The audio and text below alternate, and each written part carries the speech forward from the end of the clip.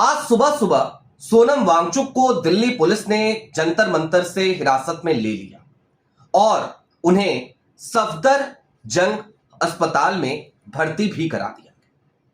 जिस वक्त दिल्ली पुलिस जंतर मंतर पे सोनम वांगचुक को हिरासत में लेने पहुंची थी, उस वक्त अभिजीत दीपके अपने एक दोस्त के घर गए हुए थे। वो अपने दोस्त के घर से निकले, जंतर मंतर पहुंचे और वहां पर मीडिया की बाइट्स थी। बहुत सारी बहसें इसको लेकर के छिड़ चुकी हैं। अब अभिजीत दीपके ने इस बात का ऐलान किया है कि वो आज से आमरण अनशन पर बैठने जा रहे हैं, लेकिन आज विश्लेषण इस बात का करना जरूरी है कि क्या ये सब कुछ एक स्क्रिप्ट का हिस्सा नहीं लगता। एक तरफ राहुल गांधी, एक तरफ कांग्रेस, एनएसयूआई, यूथ कांग्रेस लगातार सड़कों पर प्रदर्शन कर रहे हैं। बार बार कभी उन्हें अनुमति मिल जाती है, फिर रद्द हो जाती है, उन्हें वाटर कैनन की मार झेलनी पड़ती है। और दूसरी तरफ दिल्ली के जंतर मंतर में अभिजीत दीपके तमाम सहूलियतों के साथ बिना परमिशन के जंतर मंतर पे आंदोलन कर रहे हैं। विश्लेषण दरअसल आज इस बात का हम करेंगे कि क्या शाह साहब की मंजूरी से यह सब कुछ हो रहा है क्या, और ये आज जो सोनम वांगचुक को हिरासत में लिया गया, ये भी क्या एक स्क्रिप्ट का ही हिस्सा है। नमस्कार, मैं स्वप्निल और आप मुद्दा देख रहे हैं। दोस्तों, आगे बढ़े उससे पहले वही छोटी सी अपील। मुद्दा इन दिनों एक गंभीर आर्थिक संकट से जूझ रहा है। एक तरफ जहां हमारे मेन बैंक अकाउंट्स बीते लंबे समय से फ्रीज चल रहे हैं, तो दूसरी तरफ हमारे 2.5 साल पुराने चैनल को हमसे लंबे समय तक छीन कर भी रखा गया था। ऐसे में डे टू डे ऑपरेशंस में मुद्दा को काफी मुश्किलों का सामना करना पड़ता है। लिहाजा आपसे गुजारिश है, यदि आप चाहें तो स्क्रीन पर दिख रहे क्यूआर कोड या फिर के नीचे दिख रहे यूपीआई नंबर्स के जरिए मुद्दा की छोटी छोटी मदद जरूर कीजिएगा, ताकि हमारी बेबाकी यूं ही बरकरार रहे। अब आगे बढ़ते हैं और जरा सिलसिलेवार तरीके से समझने की कोशिश करते हैं कि मैं डे 1 से ये जो सीजेपी है, कॉकरोच जनता पार्टी है, इसके जन्म लेने के बाद से लेकर अब तक इसको संदेह की दृष्टि से क्यों देख रहा हूं। आज राजू पारुलेकर जी ने भी एक ट्वीट किया। हालांकि उस ट्वीट का जिक्र मैं सिर्फ कर रहा हूं, और क्यों कर रहा हूं वो अभी आपको जैसे जैसे इस वीडियो के अंत तक आप पहुंचेंगे आपको समझ में आ जाएगा। राजू पारुलेकर इस देश के उन पत्रकारों में से एक हैं जिन्होंने अन्ना आंदोलन को बहुत करीब से देखा था, और राजू पारुलेकर भी डे 1 से यही कह रहे हैं। मेरी कई दफे उनसे फोन पर इस दरमियान बात भी हुई। अब ऐसा नहीं है कि मैं भी उसी दृष्टिकोण से देख रहा हूं या फिर उसी कहावत को चरितार्थ कर रहा हूं कि दूध का जला छाछ भी फूंक फूंक कर पीता है। लेकिन सवाल इससे इतर है, सवाल इससे आगे है। क्या है वो सवाल? मसलन आज का दिन ही देखिए आप। 20 तारीख को जंतर मंतर से सोनम वांगचुक को संसद की तरफ कूच करना था, सीजेपी को कूच करना था। इस बात का ऐलान बहुत पहले हो चुका था। आज सोनम वांगचुक को दिल्ली पुलिस सुबह सुबह जब हिरासत में लेने पहुंची, तो अभिजीत दीपके नाटकीय तौर पर वहां से गायब थे। अभिजीत दीपके कहां थे? अभिजीत दीपके जंतर मंतर पे ही नहीं थे, बल्कि अपने एक दोस्त के घर फ्रेश होने के लिए गए हुए थे। भाई, सोनम वांगचुक क्या किसी दोस्त के घर जा रहे हैं क्या? वहां नेहा बोरा बैठी हैं, वहां आमीन बैठे हैं, एक और उनके साथी बैठे हैं, ये सब लोग भी अनशन पर हैं। आयशा के तमाम और बच्चे वहां प्रोटेस्ट कर रहे हैं, जो अनशन पे नहीं है वो भी। क्या वो अपने दोस्तों के घर जा रहे हैं क्या? जवाब है नहीं। तो अभिजीत दीपके क्या कोई स्पेशल प्रोटोकॉल लेकर के चलना पसंद करते हैं?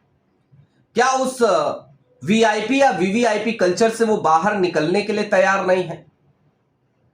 और अगर अभिजीत दीपके रोज जा रहे हैं तो कोई बात नहीं, लेकिन अब तक हमने जितनी भी तस्वीरें देखी सुबह की, अभिजीत दीपके आपको हमेशा जंतर मंतर पे नजर आते थे। आज ऐसा कैसे हो गया कि दिल्ली पुलिस जिस वक्त पहुंच रही है, एम्बुलेंस में जिस वक्त सोनम वांगचुक जी को बिठाया जा रहा है, उस वक्त पे ही अभिजीत दीपके वहां से गायब थे। फिर अभिजीत दीपके मीडिया के कैमरों के सामने आते हैं और इस बात का ऐलान करते हैं कि कोई बात नहीं, प्रोटेस्ट चलता रहेगा और आज से मैं अब आमरण अनशन पे बैठ रहा हूं, जबकि सबको पता है आज की तारीख है 18 जुलाई, कल है 19 जुलाई, परसों है 20 जुलाई। ले दे करके 48 घंटे का वक्त है। 48 घंटे बाद तो वैसे ही दिल्ली पुलिस डिटेन करेगी अभिजीत दीपके, अनशन इनका भी तुड़वाया जाएगा। तो ये सब कुछ स्क्रिप्टेड आपको नहीं लगता? और इस स्क्रिप्ट की शुरुआत सिर्फ आज से नहीं होती है, बल्कि लंबे समय से हो जाती है। भाई एयरपोर्ट पे अभिजीत दीपके उतरते हैं, बड़ी सहूलियत के साथ उनको अनुमति मिल जाती है, रेड कारपेट बिछाया जाता है और कहा जाता है कि क्या करना है, सरकार के खिलाफ अनशन करना है। कोई बात नहीं जी, दिल्ली पुलिस आपके साथ है। बाकायदा दिल्ली पुलिस अभिजीत दीपके को एस्कॉर्ट करते हुए जंतर मंतर तक पहुंचाती है। अभिजीत दीपके की गाड़ी के पीछे और गाड़ी के आगे गाड़ियां चल रही थी दिल्ली पुलिस की। फिर प्रोटेस्ट होता है, 5 बजे तक की परमिशन होती है। 3:30 बजे बोरिया बिस्तर टेंट तंबूरा, पहले दिन जो सीजेपी का प्रोटेस्ट था उस दिन वो सब कुछ समेट लिया जाता है। 3:30 बजे अभिजीत दीपके की तबीयत खराब होती है, वहां से निकल जाते हैं। आज वही अभिजीत दीपके कह रहे हैं कि अब मैं आमरण अनशन पे बैठूंगा और 48 घंटे वो आमरण अनशन पे बैठ जाएंगे। मुझे भी इस बात की पूरी उम्मीद है। 48 घंटे बाद क्या होना है ये भी हमें पता है। दूसरी बात दोस्तों, अगर दूसरी तरफ देखा जाए तो क्या चल रहा है, मसलन अब कल की ही बात लीजिए। राहुल गांधी के कार्यक्रम छात्रों की कूच को बार बार रोकने की किस तरीके से कोशिश की गई। लोक संवर्धन पर्व 11 जुलाई से लेकर 15 जुलाई तक चलना था देहरादून के परेड ग्राउंड में। 15 जुलाई को उसका टेंट तंबूरा सब वहां से निकल के चले जाना था। 17 जुलाई को राहुल गांधी को वहां पहुंचना था। कांग्रेस को अनुमति दे दी गई थी। लोक संवर्धन पर्व, इसका आयोजन, इस इवेंट का आयोजन उत्तराखंड की सरकार नहीं करती है, बल्कि इस इवेंट का आयोजन होता है मोदी सरकार के अल्पसंख्यक मंत्रालय की तरफ से, जिसके माननीय मंत्री का नाम है किरण रिजिजू। अचानक से एक नोटिफिकेशन जारी होता है कि लोक संवर्धन पर्व की अवधि को बढ़ा दिया गया है। कब तक बढ़ाया गया है? 15 को समाप्त हो जाना था, 14 को समाप्त हो जाना था, 15 को समाप्त हो जाना था, तो बढ़ाया गया है 17 तारीख तक, जिस दिन राहुल का कार्यक्रम है। और यह कहते हुए राहुल गांधी कांग्रेस को मिली हुई अनुमति को रद्द कर दिया जाता है। उसके बाद उनको ऑप्शन दिया जाता है। वो बन्नू जो कॉलेज है वहां पर कल वो हुआ भी आयोजन, छात्रों की कूच, लेकिन उसमें भी विघ्न डालने के लिए आनंद फानन में धुरंधर फेम जैस्मिन सैंडलर्स का कार्यक्रम कल की तारीख में ही लोक संवर्धन पर्व के अंतर्गत फ्री एंट्री के साथ उसी परेड ग्राउंड में आयोजित कर दिया जाता है। हालांकि वो कार्यक्रम फेल रहा लोक संवर्धन पर्व का।